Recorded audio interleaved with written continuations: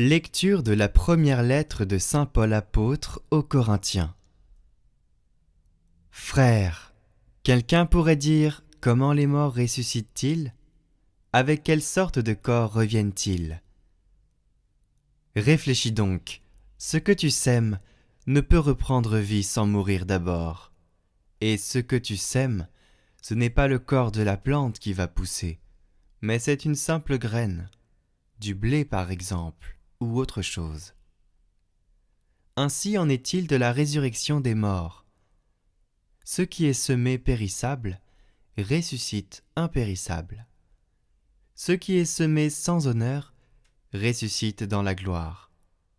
Ce qui est semé faible ressuscite dans la puissance. Ce qui est semé corps physique ressuscite corps spirituel. Car s'il existe un corps physique, il existe aussi un corps spirituel. L'Écriture dit « Le premier homme, Adam, devint un être vivant.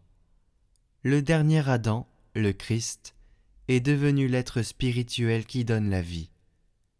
Ce qui vient d'abord, ce n'est pas le spirituel, mais le physique.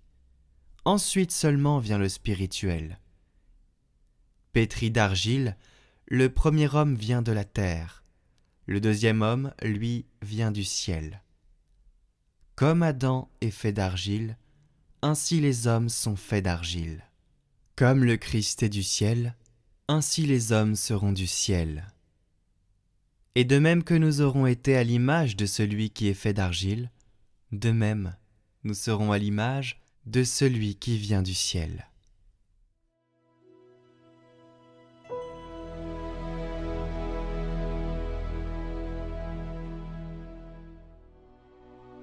Je marcherai à la face de Dieu, dans la lumière des vivants. Le jour où j'ai peur, je prends appui sur toi. Sur Dieu, je prends appui. Le jour où je l'appellerai, mes ennemis reculeront. Je le sais, Dieu est pour moi. Sur Dieu dont j'exalte la parole, sur Dieu je prends appui. Plus rien ne me fait peur. Que peuvent sur moi des humains? Mon Dieu, je tiendrai ma promesse. Je t'offrirai des sacrifices d'action de grâce, car tu m'as délivré de la mort, et tu préserves mon pied de la chute.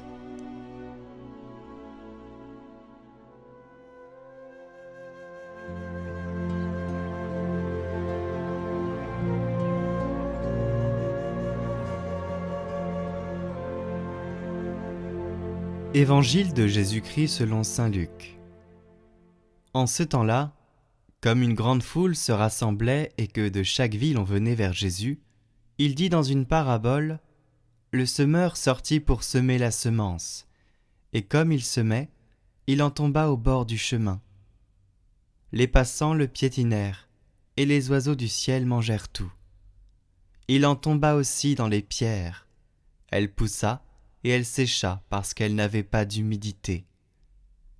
Il en tomba aussi au milieu des ronces. Et les ronces, en poussant avec elle, l'étouffèrent.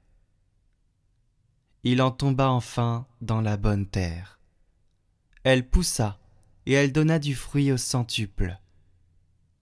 Disant cela, il s'éleva à la voix. Celui qui a des oreilles pour entendre, qu'il entende. Ses disciples lui demandaient ce que signifiait cette parabole.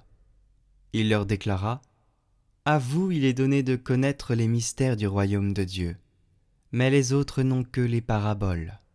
Ainsi, comme il est écrit, ils regardent sans regarder, ils entendent sans comprendre. » Voici ce que signifie la parabole. La semence, c'est la parole de Dieu. Il y a ceux qui sont au bord du chemin, ceux-là ont entendu. Puis le diable survient, et il enlève de leur cœur la parole, pour les empêcher de croire et d'être sauvés. Il y a ceux qui sont dans les pierres. Lorsqu'ils entendent, ils accueillent la parole avec joie. Mais ils n'ont pas de racines. Ils croient pour un moment, et au moment de l'épreuve, ils abandonnent. Ce qui est tombé dans les ronces, ce sont les gens qui ont entendu, mais qui sont étouffés, chemin faisant, par les soucis, la richesse et les plaisirs de la vie, et ne parviennent pas à maturité. Et ce qui est tombé dans la bonne terre, ce sont les gens qui ont entendu la parole dans un cœur bon et généreux, qui la retiennent et portent du fruit par leur persévérance.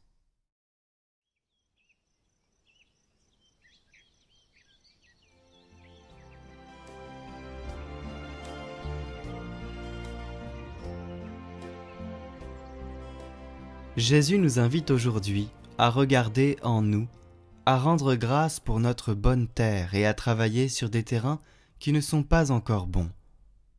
Demandons-nous si notre cœur est ouvert pour accueillir avec foi la semence de la parole de Dieu. Demandons-nous si les pierres de la paresse sont encore nombreuses et grandes. Identifions et appelons par leur nom les ronces des vices. Trouvons le courage de faire un bon assainissement du terrain, un bel assainissement de notre cœur, en portant au Seigneur dans la confession et dans la prière nos pierres et nos ronces.